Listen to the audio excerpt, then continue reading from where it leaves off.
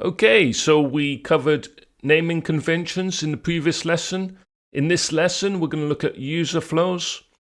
In this lesson, we'll cover how to map these flows and decide what information is essential to include on your signs. Now, I know that maybe a lot of things that we will cover in these lessons might seem common sense. They might seem a bit obvious.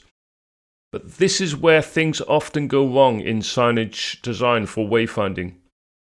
And this is, why people get lost and confused. One great example of this with wayfinding signage is when we're talking about this user flows. So, as I've put on the quote on screen, it is important to understand user flows. The routes that people actually need or want to take through a space, rather than the directions and route that we think they will want to take. So we shouldn't make assumptions. This is one of the keys of designing effective wayfinding signage. So let me show you a diagram I've made to explain about user flows. Okay, here's a very, very simple diagram I've created to show a very basic yet common example. And this explains the kind of frustration that many travelers sometimes have if they're looking for special assistance in an airport or other transport hub.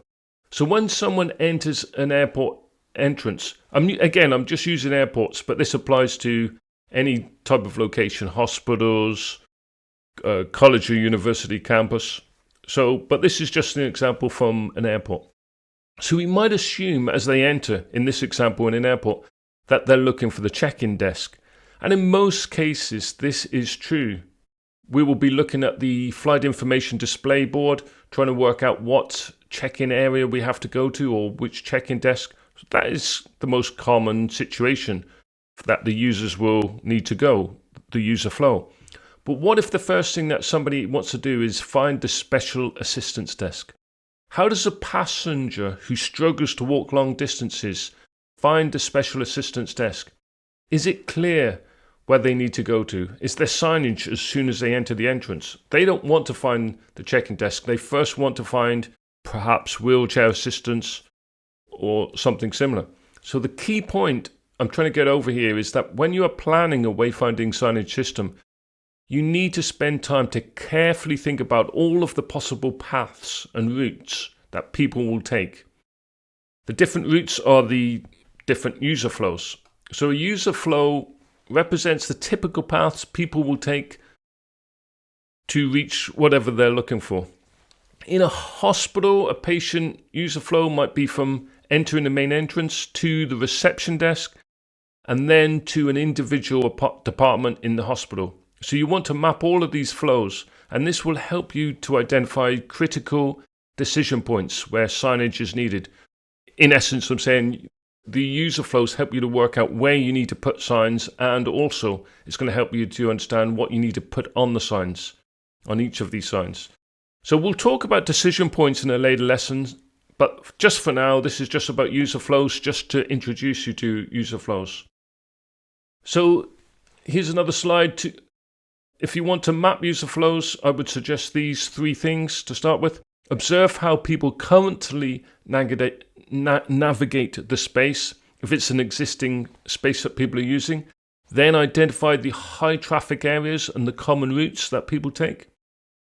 And look for where you think the decision points are, the intersections and entrances, the places where they'll need to make a decision on whether to go left or right when you reach these decision points. When you are deciding on what should be on the sign, the next step would be to look at these things we mentioned before. Do you need directional signage? Is this a place you need to give arrows and give the destination names, location names? Do you need to give information? Do you need to provide like a "you are here" map, just to say, look, you are in this section of a hospital, you are here? And then do you need to give identification? Do you need to mark out which rooms, the room names or room numbers or conference room numbers? And then the regulatory signs, well, you're going to have to put those in places. The goal here is to provide the right information at the right time, and user flows is very useful. So you want to sit down and work out the different user flows for the whole of the space that you're mapping out to create the signage for. I hope you found that useful on user flows in wayfinding for signage design. This is one of the lessons from the Wayfinding Signage Design course, which is on Udemy, one of over 40 lessons. I will leave a link below in the video description in YouTube for the Udemy link for the course in case you're interested. Please subscribe to us as well. I will see you in the next lesson that I put here on YouTube. Thank you so much.